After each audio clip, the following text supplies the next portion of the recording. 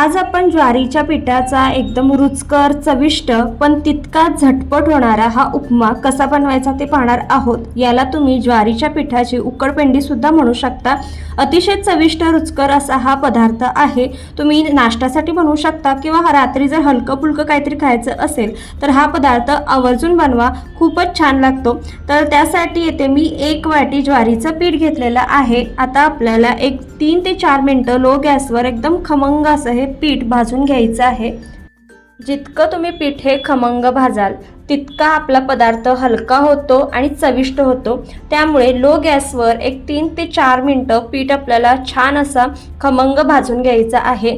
ज्या वेळेला पीठ भाजत येतं त्यावेळेला छान असा सुगंध यायला सुरुवात होते, त्यावेळेला समजायचं की पीठ इथे आपलं भाजलेलं आहे। तसेच हा पिठाचा जो कलर आहे तो अगदी हलकासा चेंज होतो, त्यावेळी समजायचं की पीठ इथे चांगलं असं भाजलं गेलेलं आहे। तुम्ही जर या चॅनलवर नवीन असाल तर अशाच नवनवीन रेसिपींसाठी चॅनलला नक्की सबस्क्राईब करा, बाजूच्या बेल आयकॉनवर प्रेस करा, म्हणजे येणाऱ्या नवनवीन रेसिपींचं नोटिफिकेशन सगळ्यात आधी तुम्हाला मिळेल। तर हे पहा, पीठ आपलं चांगलं असं भाजलं गेलेलं आहे, हलकासा कलर चेंज झालाय। आता हे मी साईडला काढून घेतलेलं आहे। त्याच कढईमध्ये 2 मोठे चमचे तेल घातलेलं आहे, त्यामध्ये जिरं मोहरी घालायचं आहे। जिरं मोहरी छान तडतडली की त्यामध्ये कांदा, त्यानंतर हिरवी मिरची आणि कढीपत्ता घालायचा आहे। एक मध्यम आकाराचा कांदा बारीक चिरून घातलेला आहे, 2 हिरव्या मिरच्या घातलेल्या आहेत आणि 5 ते 6 कढीपत्त्याची पाने घातलेली आहेत। हलकासा कांद्याचा कलर चेंज झाला की यामध्ये हिंग पाव चमचा हळद घालायची, त्यानंतर पाव चमचा इथे लाल तिखट वापरलेला आहे। लाल तिखट थोडंसं तिखट आहे त्यामुळे कमी वापरते। त्यानंतर शेंगदाणे भाजलेले घातलेले आहेत। तुम्ही सुरुवातीला फोडणीच्या आधी तेलामध्ये शेंगदाणे वाटल्यास तळून घेऊ शकता, पण हे मी भाजलेले आहेत त्यामुळे मी आत्ता घालते। 1 मिनिटभर हे तेलामध्ये चांगलं असं परतून घ्यायचं आहे आणि त्यानंतर जे आपण भाजलेलं पीठ आहे ज्वारीचं ते यामध्ये घालायचं आहे। तर आता यामध्ये हे ज्वारीचं पीठ मी घालते आणि पुन्हा एकदा लो गॅसवर 1 मिनिटभर आपल्याला हे पीठ यामध्ये भाजून घ्यायचं आहे।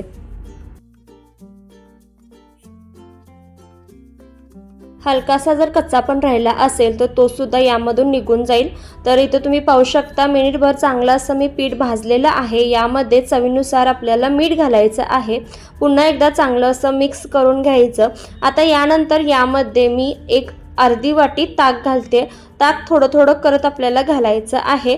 ताक घातल्यामुळे या पदार्थाला खूप छान टेस्ट येते, त्यामुळे जर दही वापरत असाल तर दही किंवा तुम्ही ताकसुद्धा वापरू शकता। तर आता हे ताक आपल्याला थोडं थोडं करत यामध्ये मिक्स करून घ्यायचं आहे। गरज वाटल्यास थोडं आणखीन पाणी हवं असेल तर तुम्ही यामध्ये थोडं थोडं करत घालू शकता। एकदम जास्त पण पाणी घालायचं नाही, थोडं थोडं जसं लागेल त्या पद्धतीने आपल्याला पाणी घालत हे चांगलं मिक्स करून घ्यायचं आहे। तर सुरुवातीला मी ताक इथे वापरलेलं आहे, त्यानंतर थोडं थोडं मी पाणी पण यामध्ये घालते आणि चांगलं असं मिक्स करून घेते। तर इथे मला अर्धी वाटी पाणी आणि अर्धी वाटी ताक लागलेलं आहे। तर हे मी थोडं थोडं करत यामध्ये घातलेलं आहे। चांगलं असं आता हे मिक्स करून घ्यायचं। तर हे पहा, छान असं मी मिक्स करून घेतलेलं आहे। वाटल्यास तुम्ही थोडंसं झाकण ठेवून 1-2 मिनिटं लो गॅसवर वाफ काढून घेऊ शकता। तर आता हे चांगलं असं मी मिक्स करून घेतलेलं आहे। यामध्ये आता बारीक चिरलेली कोथिंबीर घालूयात। हा पदार्थ तुम्ही सकाळी नाश्त्यासाठी किंवा मुलांच्या टिफिनला सुद्धा हा पदार्थ देऊ शकता। खूपच छान लागतो, मुले सुद्धा आवडीने खातात आणि अगदी टिफिनला मुलांना द्यायचं असेल तर सकाळच्या वेळेला झटपट तयार होणारी रेसिपी आहे आणि अतिशय पौष्टिक अशी रेसिपी आहे, त्यामुळे नक्की ट्राय करून पहा। झाकण ठेवून 1-2 ते 3 मिनिटं वाफ काढल्यानंतर इथे आपला ज्वारीच्या पिठाचा मस्त रुचकर आणि पौष्टिक असा हा उपमा तयार झालेला आहे, किंवा तुम्ही ज्वारीची उकडपेंडी सुद्धा म्हणू शकता। ज्या वेळेला तुम्ही हा उपमा सर्व करता त्यावेळेला वरून बारीक चिरलेली शेव, बारीक चिरलेला कांदा आणि बारीक चिरलेली कोथिंबीर घालून सर्व करा। अतिशय चविष्ट असा हा उपमा लागतो आणि सोबत तुम्ही याच्यासोबत दहीसुद्धा खाऊ शकता।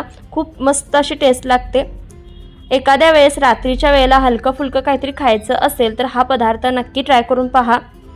तुम्हाला ही रेसिपी कशी वाटली कमेंट करून नक्की सांगा। जितक्या जास्त जमेल तितक्या जास्त नातेवाईकांना आणि फ्रेंड्सना हा व्हिडिओ आवर्जून शेअर करा। वेळात वेळ काढून ही रेसिपी पाहिल्याबद्दल तुमचे खूप खूप आभार आणि जाता जाता व्हिडिओला अशाच नवनवीन रेसिपींसाठी लाईक आणि चॅनेलला सबस्क्राईब करायला विसरू नका।